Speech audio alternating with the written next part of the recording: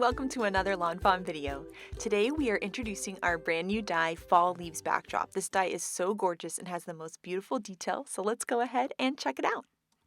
This die set comes with the backdrop die, of course, which is 5.5 by 4.25, a standard size card, and it also comes with these cute little extra leaves and acorns that you can tuck behind the backdrop to create some really awesome extra detail and dimension. Now this backdrop die is great because you can use it both in portrait and in landscape, and we're going to be doing both in the video today. So you can see you can turn it any which way and it looks amazing no matter how you use it. Then you can take those little extra leaves and acorns that are included in the set and tuck them behind the backdrop, and it looks so cool this way. It looks particularly amazing if you pop up the backdrop but put those extra leaves flat against your card. It creates this cool 3D look, and those little acorns are so fun. So you can just take the acorns and layer them right behind those little branches and they look amazing. Next, we have a tip and trick for intricate dies, and this is a very intricate die.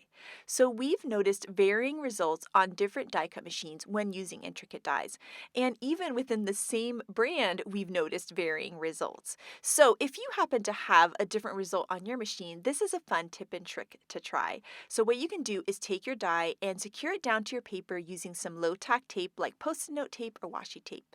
Then you're going to run it through your die cut machine just like normal. Now, once you run it through the die cut machine, what you're going to do is take it off. It's still going to be secured by that tape, and you're going to rotate it 90 degrees, and you're going to run it through the die cut machine one more time. And this little trick is going to give you a perfect impression every time. Now, you may not need to do this with your die cut machine, so you'll want to test it out and see, but if you do, this is a perfect way to get that beautiful cut. And look at how gorgeous this delicate detail is. Oh, I just love it. So once again, you're going to take your die, you're going to tape it down to your cardstock, run it through your die cut machine like normal.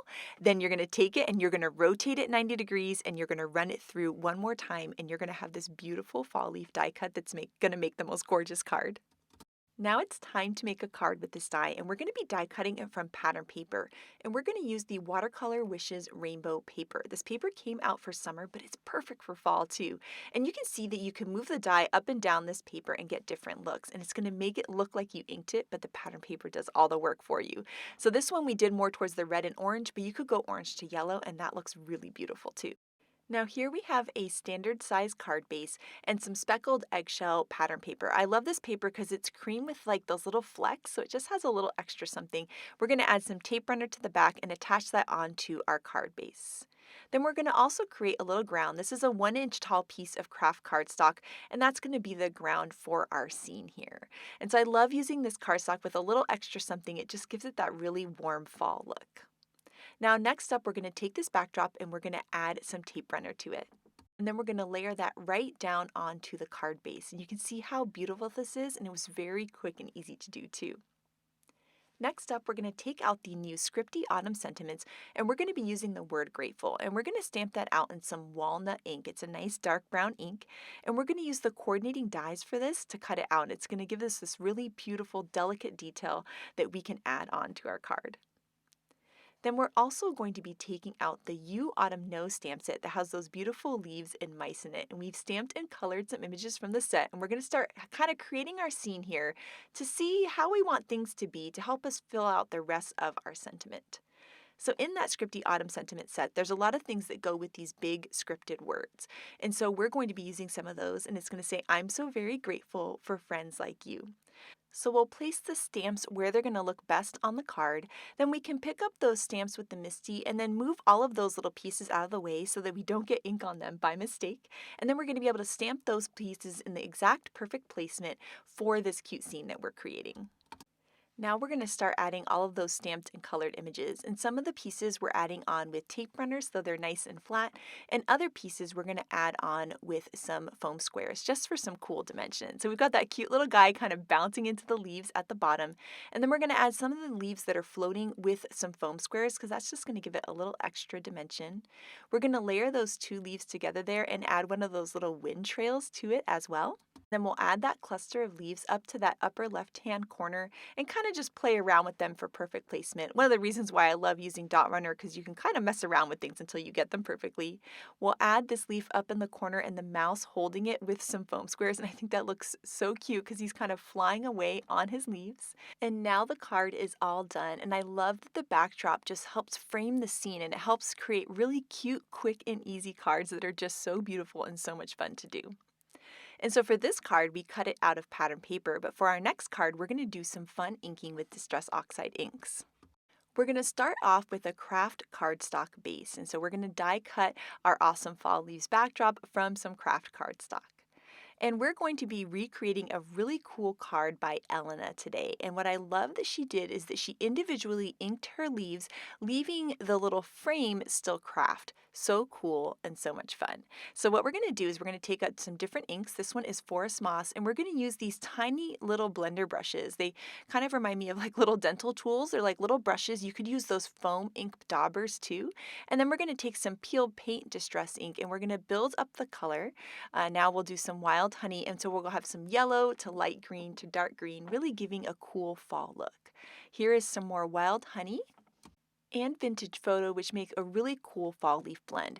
And so I'm just mixing and matching my colors, going back and forth. There's really no right or wrong way to do this. You're just going to add some cool fall colors. So look through your inks. You could use oxide, you could use lawnfawn inks, you could use the regular distress inks. Just look for some fall colors, light greens, dark greens, browns, orangey yellows, oranges, reds, and you can do a really cool background like this.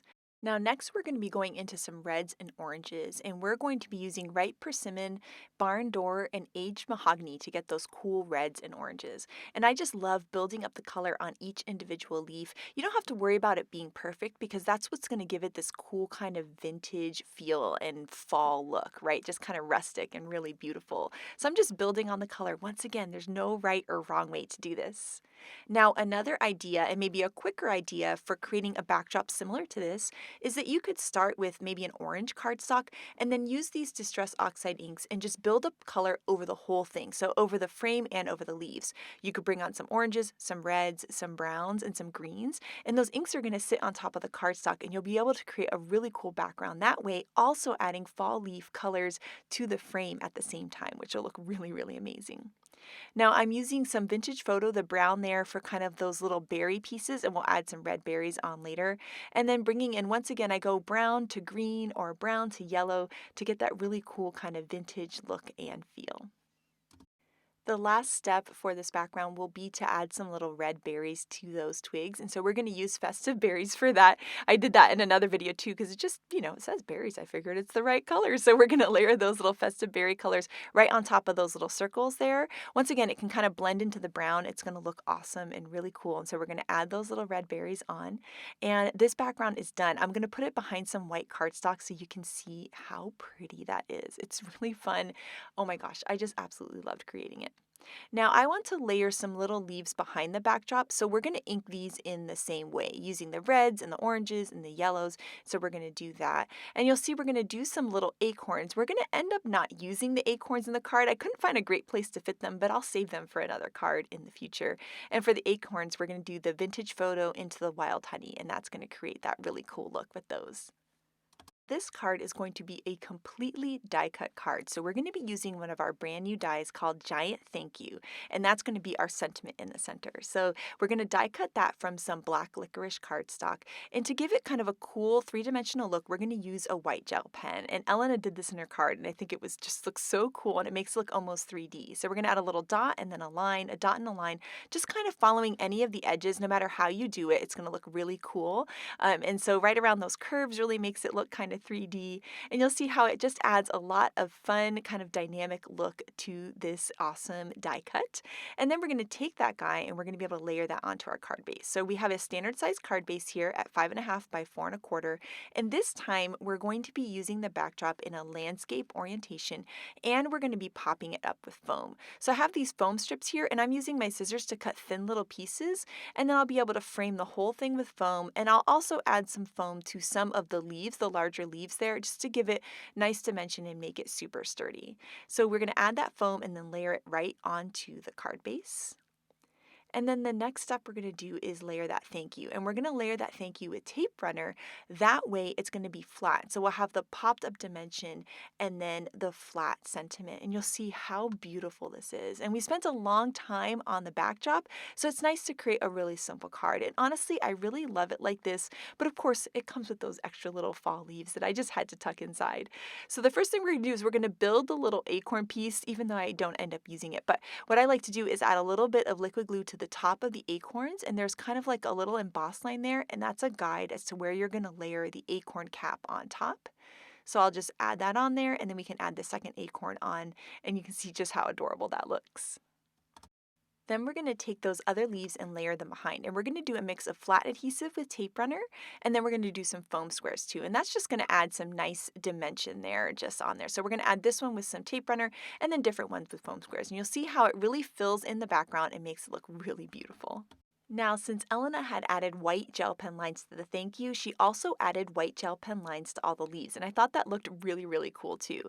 So all we're doing here is adding little lines around the edges of the leaves and on those little berries as well, and you can see as you add them, it makes them look almost three-dimensional. So you could definitely create a card like this with or without the white gel pen detail, but I think it is really special, and it's always just fun to do because it really makes it just pop when you see the card. So once again, we're just kind of following the little curves and adding tiny little lines. And now this card is all done, and it's beautiful and it's vintage and it's absolutely stunning.